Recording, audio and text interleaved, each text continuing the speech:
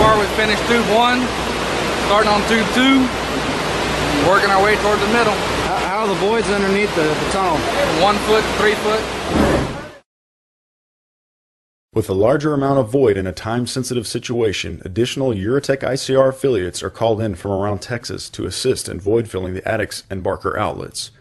With 2 Uretech teams void filling 2 conduits at the same time, the void filling process becomes more efficient, an asset to the Corps' goal to completion. The patented Uretech polymer expands and it is at 90% strength in less than 5 minutes, so when outcropping occurs in flowing water, the material will set up inside the outcropped hole quickly, wasting little material and creating little debris for landfill. The little material that is carried out by the current is easily captured with floating buoys. Even though the polymer is environmentally inert, the worksite is kept clean.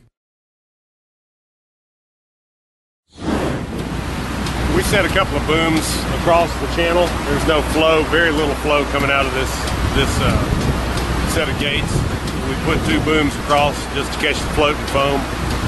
They're not going to be opening the gates until after work on Friday, and we'll just move the booms and roll it in towards the shore to pick it up. Shouldn't have any spillage over into the waterway downstream.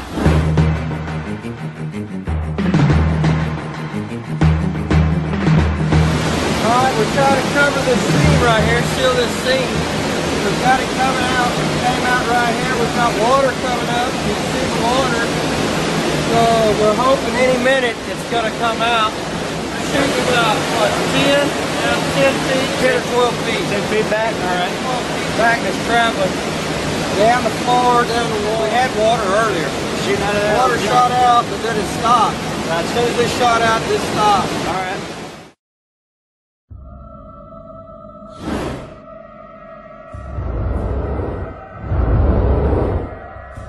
As Uretech polymer is injected under the conduit, it aggressively seeks out void spaces and begins to tighten up the surrounding soils, bonding the strata together to increase the collective load-bearing capacity to support the structure above. The polymer quickly expands up to 15 times its liquid volume and is at 90% strength in less than 5 minutes. As voids are filled below the weakened structure, the polymer will travel vertically, filling voids along the side walls, restoring the entire structure's subbase, providing superior stabilization to the conduits and drastically reducing the chances of outlet failure.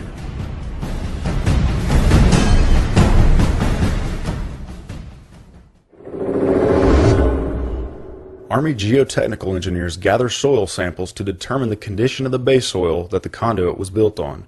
Samples taken on previous injection locations showed Uretech polymer was present under the conduit and was filling the voids and densifying soils.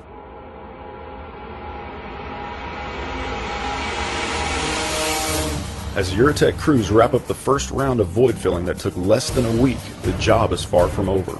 The Barker outlet station, attic's mirror sister, has the same void concerns and requires the same treatment to restore the integrity of the subbase. You realize the magnitude of what you're doing as far as stabilizing this thing to ensure the safety downstream there?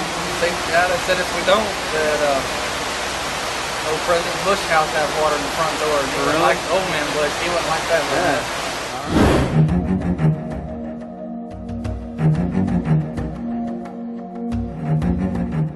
The following week, Uretech crews begin drilling the initial injection holes through the Barker concrete conduits.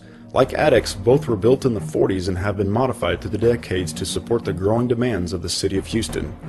Initial geotechnical investigation showed smaller but considerable sized void spaces below the conduit.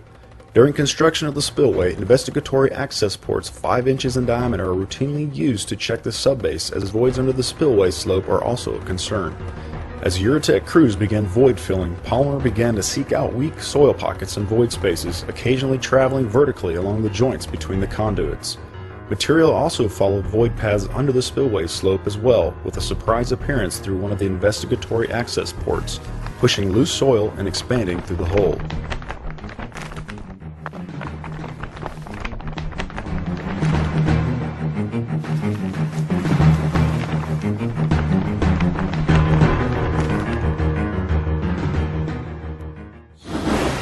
Outcropping.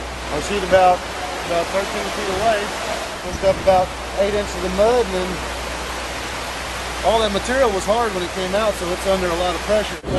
We wanted to find all the weak spaces underneath, all the voids, follow the path of least resistance, and fill this cavity up underneath there and stabilize this entire structure. With the Houston heat starting to sliver in, crews take a quick breather.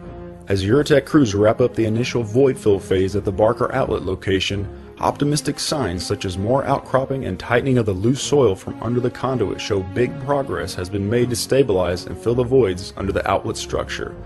The Corps continues to monitor both outlet structures as Uretech works at the Barker location. The Corps opens the gates to the Addicks outlet station to continue relieving the Addicks reservoir of high water, an efficient plan that will pay off in case of an all-too-common heavy, sustained rain that can cause another rise in floodwater that can threaten the city.